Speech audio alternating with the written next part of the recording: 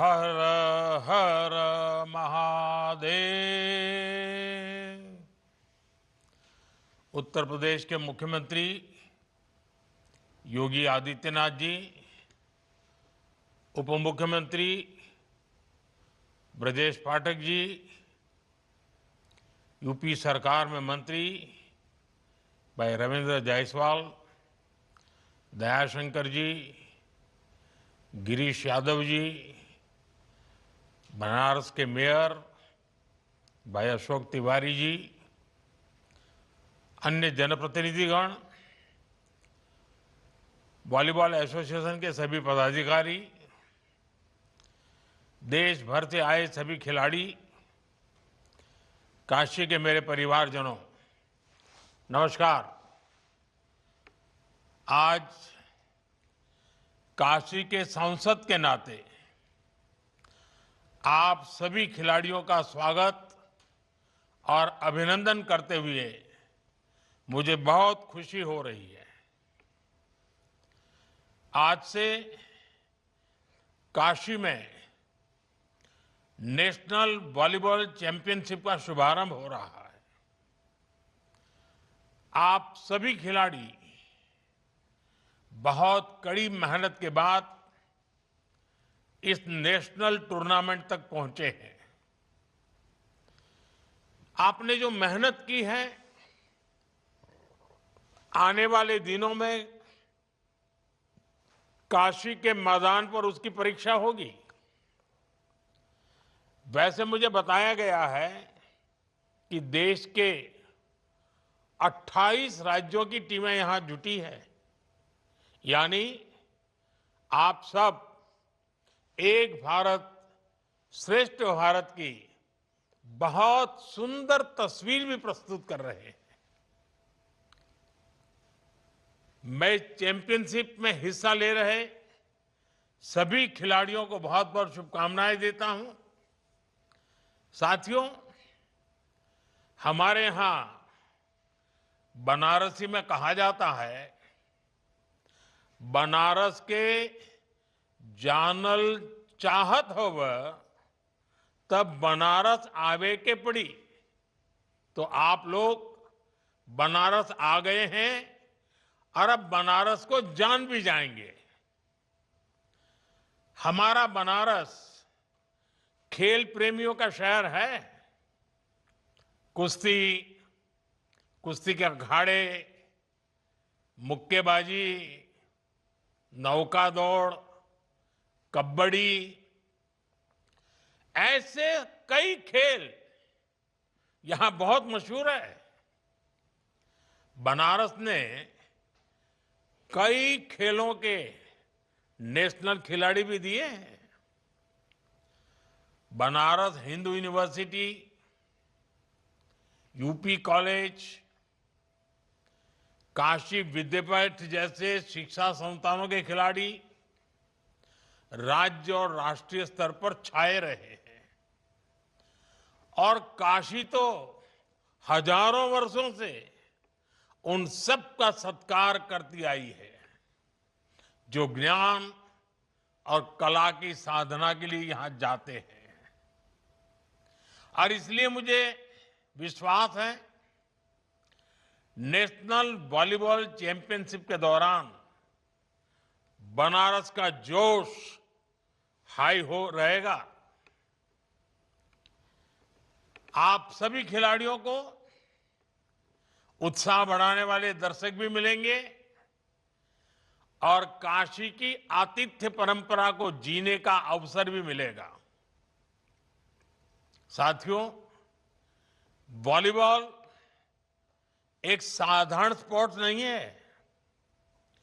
Net के इस पार और उस पार दोनों तरफ यह संतुलन का खेल है, यह सहयोग का खेल है और इस खेल में संकल्प शक्ति भी दिखती है।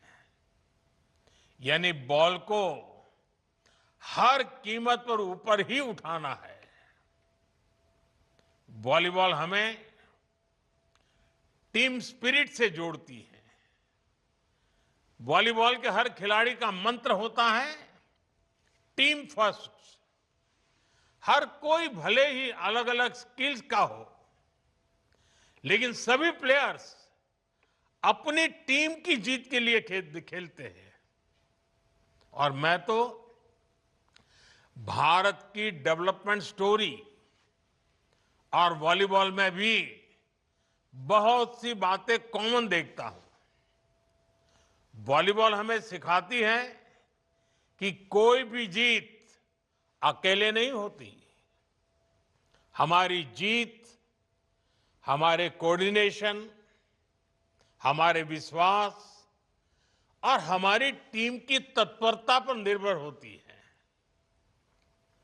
हर किसी की अपनी भूमिका है, अपनी जिम्मेदारी है, और हम तभी सफल होते हैं जब हर कोई अपनी जिम्मेदारी को बखूबी निभाता है, गंभीरता से निभाता है। हमारा देश भी इसी तरह आगे बढ़ रहा है। स्वच्छता से डिजिटल पेमेंट तक और एक पेड़ मां के नाम से लेकर विकसित भारत के अभियान तक हम इसलिए प्रगति कर रहे हैं क्योंकि देश का हर एक जन, हर एक वर्ग, हर प्रांत एक सामूहिक चेतना से, इंडिया फर्स्ट की भावना से देश के लिए काम कर रहा है। साथियों, आजकल दुनिया में भारत की ग्रोथ की, हमारी इकोनॉमी की भूरी भूरी प्रशंसा हो रही है। लेकिन जब देश विकास करता है तो ये प्रगति सिर्फ आर्थिक मोर्चे तक सीमित नहीं रहती। ये आत्मविश्वास खेल के मैदान पर भी दिखता है। यही हम बीते कुछ सालों में हर स्पोर्ट्स में देख रहे हैं। साल 2014 के बाद से अलग अलग खेलों में भारत का प्रदर्शन लगातार बेहतर हुआ है। हमें बहुत गर्व होता है जब जैन जी को खेल के मैदान पर तिरंगा फहराते देखते हैं। साथियों, एक समय था जब खेलों को लेकर सरकार और समाज दोनों में ही उदासीनता का भाव था। इस वजह से खिलाड़ियों में भी अपने भविष्य को लेकर आशंकाएं रहती थी। बहुत कम युवा स्पोर्ट्स को करियर की तरह अपनाते थे। लेकिन बीते दशक में स्पोर्ट्स को लेकर सरकार और समाज दोनों की ही सोच में बदलाव दिख रहा है। सरकार ने स्पोर्ट्स का बजट काफी ज्यादा बढ़ा दिया है। आज भारत का खेल मॉडल एथलीट सेंट्रिक हो गया है। टैलेंट की पहचान, साइंटिफिक ट्रेनिंग, उनके न्यूट्रिशन का ध्यान और पारदर्शी चयन अब हर स्तर पर खिलाड़ियों के हितों को सर्वोपरि रखा जाता है। साथियों, आज देश रिफॉर्म एक्सप्रेस पर सवार है। देश का हर सेक्टर, हर डेवलपमेंट डेस्टिनेशन इस रिफॉर्म एक्सप्रेस से जुड़ रहा है। और स्पोर्ट्स का डेस्टिनेशन भी इसमें से एक है। स्पोर्ट्स सेक्टर में भी सरकार ने बड़े रिफॉर्म्स किए हैं। नेशनल स्पोर्ट्स गवर्नेंस एक्ट और खेलो भारत नीति 2025, इस प्रकार के प्रावधानों से सही टैलेंट को अवसर मिलेगा। खेल संगठनों में ट्रांसपेरेंसी बढ़ेगी। देश के युवाओं को स्पोर्ट्स और एजुकेशन दोनों ही क्षेत्रों में एक साथ आगे बढ़ने का अवसर मिलेगा। साथियों, आज टॉप्स जैसे इनिशिएटिव से भारत में स्पोर्ट्स इकोसिस्टम ट्रांसफॉर्म हो रहा है। एक तरफ हम अच्छा इंफ्रास्ट्रक्चर और फंडिंग मैकेनिज्म तैयार कर रहे हैं और इसके साथ ही नौजवानों को शानदार एक्सपोजर देने के लिए भी काम कर रहे हैं। आपने गौर किया होगा, बीते दशक में कई शहरों में फीफा अंडर 17 विश्व कप, हॉकी विश्व कप, चेस से जुड़े बड़े इवेंट्स, ऐसे 20 से अधिक प्रमुख अंतर्राष्ट्रीय कार्यक्रम आयोजित किए हैं।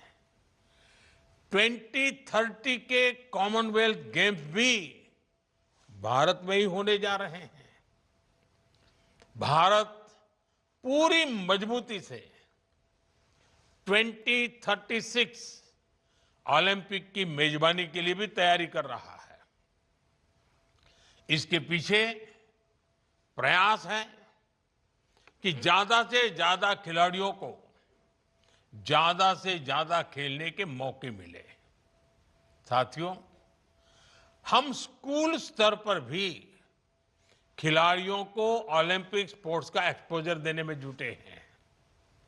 खेलो इंडिया अभियान की वजह से सैकड़ों युवाओं को नेशनल स्तर पर आगे आने का मौका मिला है।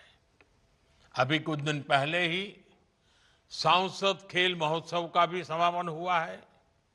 इसमें भी करीब करीब 1 करोड़ युवाओं ने अपनी प्रतिभा दिखाई है। मैं काशी का सांसद हूं और इसलिए आपको ये भी गर्व से बताऊंगा कि सांसद खेल महोत्सव के दौरान मेरी काशी के भी करीब 3 लाख युवाओं ने मैदान पर अपना दमखम दिखाया है। साथियों, स्पोर्ट्स इंफ्रास्ट्रक्चर को लेकर जो बदलाव आया है, उसका लाभ काशी को भी मिल रहा है। काशी में आधुनिक खेल सुविधाएं बन रही हैं, अलग अलग खेलों से जुड़े स्टेडियम बन रहे हैं, नए स्पोर्ट्स कॉम्प्लेक्स में आसपास के जिलों के खिलाड़ियों को भी ट्रेनिंग का मौका मिल रहा है। आप आज जिस सीघरा स्टेडियम में खड़े हैं, ये भी अनेक आधुनिक सुविधाओं से लैस हो गया है। साथियों, मुझे खुशी है कि काशी बड़े इवेंट्स के लिए तैयार हो रही है। वॉलीबॉल के नेशनल कंपटीशन के लिए देश के स्पोर्टिंग मैप में जगह बनाना भी काशी के लिए बहुत अहम है। और इस स्पोर्ट्स इवेंट से पहले भी काशी में ऐसे कई आयोजन हुए हैं, जिससे यहां के लोगों को, यहां की लोकल इकोनॉमी को परफॉर्म करने के बड़े अवसर मिले हैं। जैसे बनारस में G20 की महत्वपूर्ण मीटिंग्स हुई, काशी तमिल संगमम और काशी तेलुगु संगमम जैसे सांस्कृतिक उत्सव हुए हैं, प्रवासी भारतीय लोगों का सम्मेलन हुआ है और काशी शंघाई सहयोग संगठन की सामूहिक राजधानी भी बनी है, सांस्कृतिक राजधानी के रूप में। आज इन उपलब्धियों में ये चैंपियनशिप भी एक रत्न के रूप में जुड़ रही है। इस सारे आयोजनों से काशी बड़े मंचों पर ऐसे इवेंट्स के बड़े डेस्टिनेशन के रूप में उभर रही है। साथियों, बनारस में इस समय अच्छी ठंड पड़ती है और इस मौसम में एक से बढ़कर एक खाने की चीजें भी मिलती है। समय मिले तो मलइयों का भी आनंद उठाइएगा। बाबा विश्वनाथ का दर्शन, गंगा जी में बोटिंग, ये अनुभव भी अपने साथ जरूर लेकर जाइएगा। बाकी इस टूर्नामेंट में अच्छे से खेलिए।